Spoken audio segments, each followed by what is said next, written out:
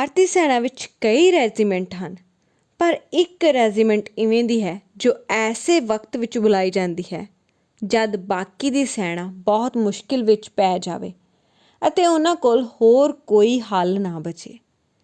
ਇਹ ਸੈਨਾ ਵੀ ਐਸੀ ਵੈਸੀ ਨਹੀਂ, ਬਲਕਿ ਇਵੇਂ ਦੀ ਹੈ ਜਿਹੜੀ ਆਪਣੇ ਮੋਢਿਆਂ 'ਤੇ ਕੋਈ ਵੀ ਜ਼ਿੰਮੇਵਾਰੀ ਲਵੇ ਤਾਂ ਉਸ ਨੂੰ ਪੂਰਾ ਕਰਕੇ ਹੀ ਦਮ ਲੈਂਦੀ ਹੈ ਅਤੇ ਇਹ ਰੈਜੀਮੈਂਟ ਆਪਣੇ ਮਕਸਦ ਨੂੰ ਪੂਰਾ ਕਰਨ ਲਈ ਕੋਈ ਵੀ ਹੱਦ ਪਾਰ ਕਰ ਸਕਦੀ ਹੈ।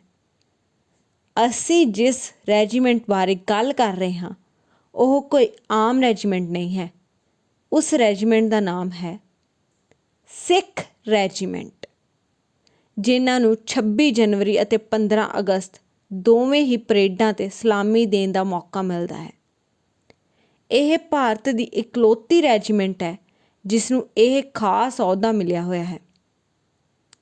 ਇਸ ਰੈਜੀਮੈਂਟ ਨੂੰ ਅੰਗਰੇਜ਼ਾਂ ਨੇ ਸਿੱਖਾਂ ਦੀਆਂ ਬਹਾਦਰੀਆਂ ਵੱਲ ਦੇਖਦੇ ਹੋਏ ਬਣਾਇਆ ਸੀ, ਜਿਸ ਨੂੰ ਅੱਜ ਵੀ ਓਨਾ ਹੀ ਮਾਣ ਸਨਮਾਨ ਮਿਲਦਾ ਹੈ ਅੰਗਰੇਜ਼ਾਂ ਵੱਲੋਂ। ਇਸੇ ਲਈ ਦੇਸ਼ ਦੀ ਸਭ ਤੋਂ ਬਹਾਦਰ ਰੈਜੀਮੈਂਟ ਬਾਰੇ ਅੱਜ ਅਸੀਂ ਤੁਹਾਨੂੰ ਦੱਸਾਂਗੇ ਅਤੇ ਨਾਲ ਹੀ ਇਹ ਵੀ ਦੱਸਾਂਗੇ ਕਿ ਆਖਿਰ ਕਿਉਂ ਚੀਨ ਇਸ ਸਿੱਖ ਰੈਜੀਮੈਂਟ ਤੋਂ ਥਰ-ਥਰ ਕੰਬਦਾ ਹੈ।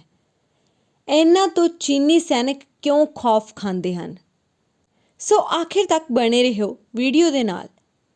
ਸਭ ਤੋਂ ਪਹਿਲਾਂ ਅਗਰ ਇਸ ਦੇ ਇਤਿਹਾਸ ਦੀ ਗੱਲ ਕਰੀਏ ਤਾਂ ਸਿੱਖ ਲਾਈਟ ਇਨਫੈਂਟਰੀ ਦੀ ਸਥਾਪਨਾ ਸਾਲ 1941 ਵਿੱਚ ਹੋਈ ਸੀ, ਪਰ ਇਹਨਾਂ ਦਾ ਇਤਿਹਾਸ ਬਹੁਤ ਪੁਰਾਣਾ ਹੈ। ਪਿਛਲੇ ਵੇਲੇ ਵਿੱਚ ਇਹਨਾਂ ਨੂੰ ਸਿੱਖ ਪਾਇਨੀਅਰਸ ਦੇ ਨਾਮ ਨਾਲ ਵੀ ਜਾਣਿਆ ਜਾਂਦਾ ਸੀ ਅਤੇ ਕਿਵੇਂ ਇਹ ਸਿੱਖ ਪਾਇਨੀਅਰਸ ਤੋਂ ਸਿੱਖ ਰੈਜੀਮੈਂਟ ਬਣੀ, ਉਸ ਦੀ ਕਹਾਣੀ ਵੀ ਬਹੁਤ ਹੀ ਦਿਲਚਸਪ ਹੈ।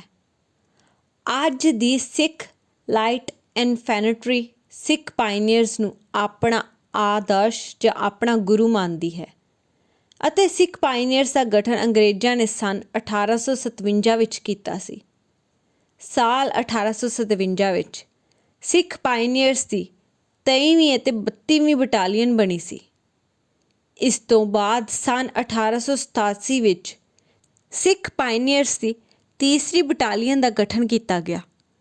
ਸਾਲ 1887 ਤੋਂ 1932 ਤੱਕ ਸਿੱਖ ਪਾਇਨੀਅਰਸ ਨੇ ਕਈ ਲੜਾਈਆਂ ਲੜੀਆਂ।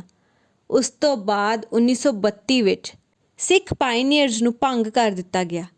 ਉਸ ਤੋਂ ਬਾਅਦ ਦੂਸਰੇ ਵਿਸ਼ਵ ਯੁੱਧ ਦੌਰਾਨ ਅੰਗਰੇਜ਼ਾਂ ਨੂੰ ਜ਼ਿਆਦਾ ਸੈਨਾ ਦੀ ਜ਼ਰੂਰਤ ਪਈ ਤਾਂ ਅੰਗਰੇਜ਼ਾਂ ਦੁਆਰਾ ਸਿੱਖ ਪਾਇਨੀਅਰਸ ਦੇ ਨਾਲ 1941 ਵਿੱਚ ਸਿੱਖ ਲਾਈਟ ਇਨਫੈਂਟਰੀ ਦਾ ਵੀ ਗਠਨ ਕੀਤਾ ਗਿਆ। ਸਿੱਖ ਲਾਈਟ ਇਨਫੈਂਟਰੀ ਰੈਜੀਮੈਂਟ ਦਾ ਰੈਜੀਮੈਂਟਲ ਸੈਂਟਰ ਉੱਤਰ ਪ੍ਰਦੇਸ਼ ਦੇ ਫਤਿਹਗੜ੍ਹ ਵਿੱਚ ਹੈ ਅਤੇ ਇੱਥੇ ਹੀ ਜਵਾਨ ਸਿੱਖ ਆਪਣੀ ਯੋਧਾ ਬਣਨ ਦੀ ਟ੍ਰੇਨਿੰਗ ਲੈਂਦੇ ਹਨ। ਸਿੱਖ ਲਾਈਟ ਇਨਫੈਂਟਰੀ ਦੇ 19 ਰੈਗੂਲਰ ਬਟਾਲੀਅਨ ਹਨ, 3 ਟੈਰੀਟੋਰੀਅਲ ਆਰਮੀ ਅਤੇ 3 ਰਾਸ਼ਟਰੀ ਰਾਈਫਲਸ ਬਟਾਲੀਅਨ ਵੀ ਹੈ। ਸਿੱਖ ਰੈਜੀਮੈਂਟ ਬਟਾਲੀਅਨ ਦੇ ਵਿੱਚ ਭਰਤੀ ਸਾਰੇ ਨੌਜਵਾਨ ਨੂੰ ਸਿੱਖ ਰੈਜੀਮੈਂਟ ਵਿੱਚ ਹੀ ਟ੍ਰੇਨਿੰਗ ਦਿੱਤੀ ਜਾਂਦੀ ਹੈ, ਜਦ ਕਿ ਬਾਕੀ ਰੈਜੀਮੈਂਟਾਂ ਨੂੰ ਨੈਸ਼ਨਲ ਡਿਫੈਂਸ ਅਕੈਡਮੀ ਅਤੇ ਇੰਡੀਅਨ ਮਿਲਟਰੀ ਅਕੈਡਮੀ ਵਿੱਚ ਟ੍ਰੇਨਿੰਗ ਮਿਲਦੀ ਹੈ। ਸਿੱਖ ਰੈਜੀਮੈਂਟ ਨੇ ਇਤਿਹਾਸ ਦੀਆਂ ਕਈ ਵੱਡੀਆਂ ਲੜਾਈਆਂ ਵਿੱਚ ਹਿੱਸਾ ਲੈ ਕੇ ਆਪਣੀ ਬਹਾਦਰੀ ਦਾ ਲੋਹਾ ਮਨਵਾਇਆ ਹੈ।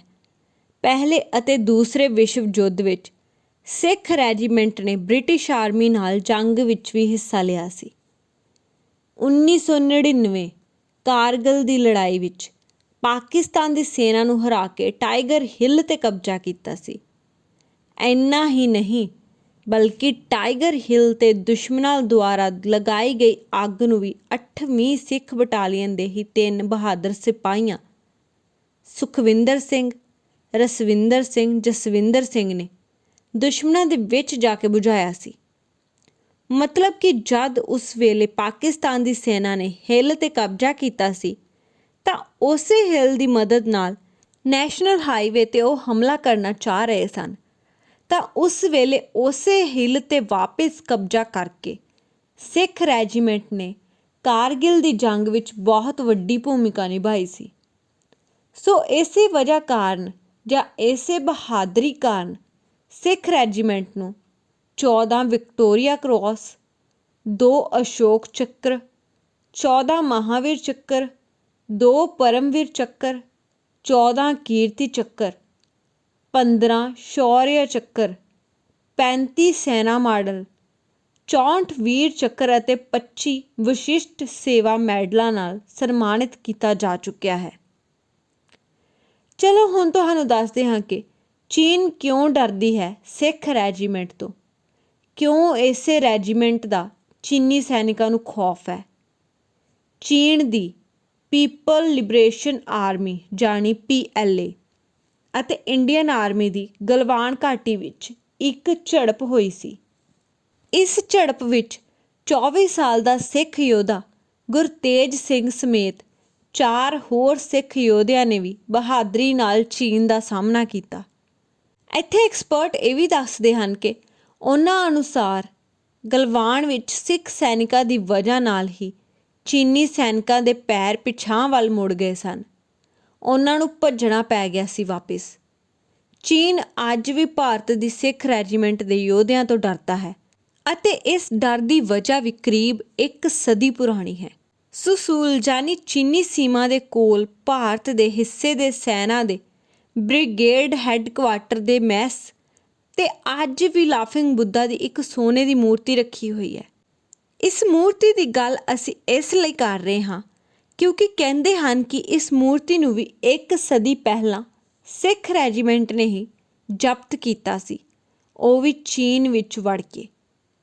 ਉਸ ਸਮੇਂ ਸਿੱਖ ਸੈਨਿਕ 8 ਦੇਸ਼ਾਂ ਦੇ ਉਸ ਮਿਸ਼ਨ ਦਾ ਹਿੱਸਾ ਸੀ ਜਿਸ ਵਿੱਚ ਚੀਨ ਦਾ ਬਾਕਸਰ ਰਿਬੇਲੀਅਨ ਨੂੰ ਖਤਮ ਕਰਨ ਦਾ ਮਿਸ਼ਨ ਸੀ।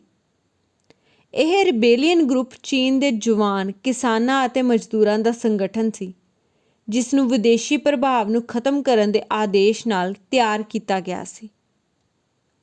ਇਸ ਲਈ ਚੀਨ ਵਿੱਚ ਆਪਣੇ ਪ੍ਰਭਾਵ ਨੂੰ ਮਜ਼ਬੂਤ ਕਰਨ ਲਈ ਬ੍ਰਿਟਿਸ਼ ਆਰਮੀ ਨੇ ਉਸ ਸਮੇਂ ਸਿੱਖ ਅਤੇ ਪੰਜਾਬ ਸਿੱਖ ਰੈਜੀਮੈਂਟ ਦੀ ਮਦਦ ਬਾਕੀ ਦੇ ਰੈਜੀਮੈਂਟਾਂ ਨਾਲ ਲਈ ਸੀ। ਸੈਨਾਵਾਂ ਬੀਜਿੰਗ ਵਿੱਚ ਦਾਖਲ ਹੋਈਆਂ। ਇਸ ਤੋਂ ਬਾਅਦ ਬਾਕਸਰ ਦੇ ਲੜਾਕਿਆਂ ਨੇ ਵਿਦੇਸ਼ੀ ਜਵਾਨਾਂ ਨੂੰ ਧਮਕਾਇਆ। ਉਹਨਾਂ ਨੇ ਤਕਰੀਬਨ 400 ਵਿਦੇਸ਼ੀਆਂ ਨੂੰ ਬੰਦਕ ਬਣਾ ਕੇ ਬੀਜਿੰਗ ਦੇ ਵਿੱਚ ਮੌਜੂਦ ਫੌਰਨ ਲੋਕੇਸ਼ਨ ਕੁਆਰਟਰ ਵਿੱਚ ਰੱਖਿਆ। 55 ਦਿਨ ਚੱਲੀ ਇਸ ਲੜਾਈ ਲਈ 20,000 ਜਵਾਨ ਬੀਜਿੰਗ ਵਿੱਚ ਦਾਖਲ ਹੋਏ ਸੀ, ਜਿਸ ਵਿੱਚ ਤਕਰੀਬਨ 8,000 ਜਵਾਨ ਬ੍ਰਿਟਿਸ਼ ਆਰਮੀ ਨਾਲ ਭਾਰਤ ਵਿੱਚੋਂ ਗਏ ਸਨ, ਜਿਨ੍ਹਾਂ ਵਿੱਚੋਂ ਜ਼ਿਆਦਾਤਰ ਸਿੱਖ ਅਤੇ ਪੰਜਾਬ ਰੈਜੀਮੈਂਟ ਦੇ ਹੀ ਸਨ। ਕਹਿੰਦੇ ਹਨ ਕਿ ਇਸ ਜਿੱਤ ਤੋਂ ਬਾਅਦ ਬ੍ਰਿਟਿਸ਼ ਆਰਮੀ ਨੇ ਲੁੱਟ-ਪਾਟ ਵੀ ਮਚਾਈ।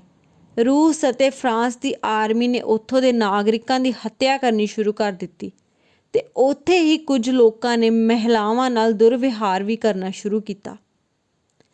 ਪਰ ਸਿੱਖ ਸੈਨਿਕ ਆਪਣੇ ਮਿਸ਼ਨ ਵਿੱਚ ਜੀ ਜਾਨ ਨਾਲ ਲੱਗੇ ਰਹੇ ਅਤੇ ਮਿਸ਼ਨ ਖਤਮ ਕਰਦੇ ਉੱਥੋਂ ਪਰਤਦੇ ਹੋਏ ਉਸ ਲਾਫਿੰਗ ਬੁੱਧਾ ਦੀ ਮੂਰਤੀ ਨੂੰ ਆਪਣੇ ਨਾਲ ਲੈ ਕੇ ਆਏ।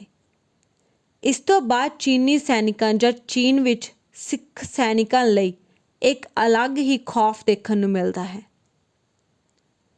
ਇੱਥੇ ਹੀ ਸਿੱਖ ਰੈਜੀਮੈਂਟ ਨਾਲ ਜੁੜੀ ਇੱਕ ਹੋਰ ਖਾਸ ਗੱਲ ਤੁਹਾਨੂੰ ਦੱਸਦੇ ਹਾਂ ਕਿ 15 ਅਗਸਤ ਅਤੇ 26 ਜਨਵਰੀ ਵਾਲੇ ਦਿਨ ਸਿੱਖ ਰੈਜੀਮੈਂਟ 2 ਵਾਰ ਸਲਾਮੀ ਦਿੰਦੀ ਹੈ, ਜਦਕਿ ਬਾਕੀ ਸਭ 1 ਵਾਰ।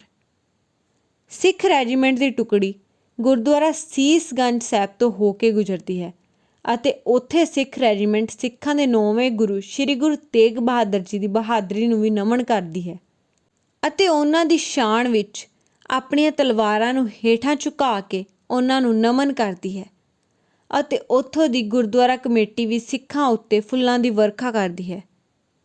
ਸਿੱਖ ਰੈਜੀਮੈਂਟ ਦੀ ਟ੍ਰੇਨਿੰਗ ਹੋਵੇ ਜਾਂ ਫਿਰ ਉਹਨਾਂ ਦੇ ਲੜਨੇ ਦਾ ਤਰੀਕਾ, ਸਭ ਉਹਨਾਂ ਨੂੰ ਅਲੱਗ ਬਣਾਉਂਦੇ ਹਨ। ਜਦ ਸਿੱਖ ਰੈਜੀਮੈਂਟ ਨੇ ਕਿਸੇ ਵੀ ਜੰਗ ਵਿੱਚ ਹਿੱਸਾ ਲਿਆ, ਤਦ ਭਾਰਤ ਦੀ ਜਿੱਤ ਯਕੀਨੀ ਬਣਾਈ ਹੈ। ਐਵੇਂ ਦੇ ਵੀਰ ਅਤੇ ਸਾਹਸੀ ਰੈਜੀਮੈਂਟ ਨੂੰ ਹਰ ਇੱਕ ਸਿੱਖ ਅਤੇ ਭਾਰਤੀ ਸਲਾਮ ਕਰਦਾ ਹੈ।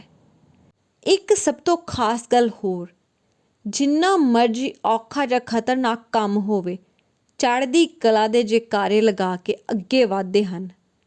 ਕਿਸੇ ਵੀ ਕੰਮ ਨੂੰ ਨਾ ਨਹੀਂ ਕਰਦੇ ਅਤੇ ਜਿਸ ਕੰਮ ਨੂੰ ਵੀ ਹੱਥ ਪਾ ਲੈਣ, ਪੂਰਾ ਕਰੇ ਬਿਨਾਂ ਵਾਪਸ ਨਹੀਂ ਪਰਤਦੇ। ਸੋ ਇਹ ਹੈ ਸਿੱਖ ਰੈਜੀਮੈਂਟ ਦੀ ਇਹ ਮਹਾਨ ਆਰਮੀ, ਜਿਸ ਨੂੰ ਗੁਰੂ ਸਾਹਿਬਾਨਾਂ ਦਾ ਵੀ ਥਾਪੜਾ ਹੈ, ਜੋ ਹਮੇਸ਼ਾ ਚੜ੍ਹਦੀ ਕਲਾ ਵਿੱਚ ਹੀ ਰਹਿੰਦੀ ਹੈ, ਜੋ ਕਦੇ ਵੀ ਹਾਰਨ ਲਈ ਮੈਦਾਨ ਵਿੱਚ ਨਹੀਂ ਉਤਰਦੀ, ਬਲਕਿ ਜਿੱਥੇ ਜਾਂਦੀ ਹੈ ਵੈਰੀ ਥਰ-ਥਰ ਕੰਬਦੇ ਹਨ ਇਸ ਰੈਜੀਮੈਂਟ ਤੋਂ। ਸੋ ਇਹ ਸੀ ਸਾਡੀ ਅੱਜ ਦੀ ਵੀਡੀਓ। ਕਿਵੇਂ ਲੱਗੀ ਜ਼ਰੂਰ ਦੱਸਣਾ। ਹੋਰ ਇਵੇਂ ਦੀਆਂ ਵੀਡੀਓਜ਼ ਦੇਖਣ ਲਈ ਸਾਡਾ ਚੈਨਲ ਜ਼ਰੂਰ ਸਬਸਕ੍ਰਾਈਬ ਕਰੋ ਜੀ। ਸਤਿ ਸ਼੍ਰੀ ਅਕਾਲ ਜੀ।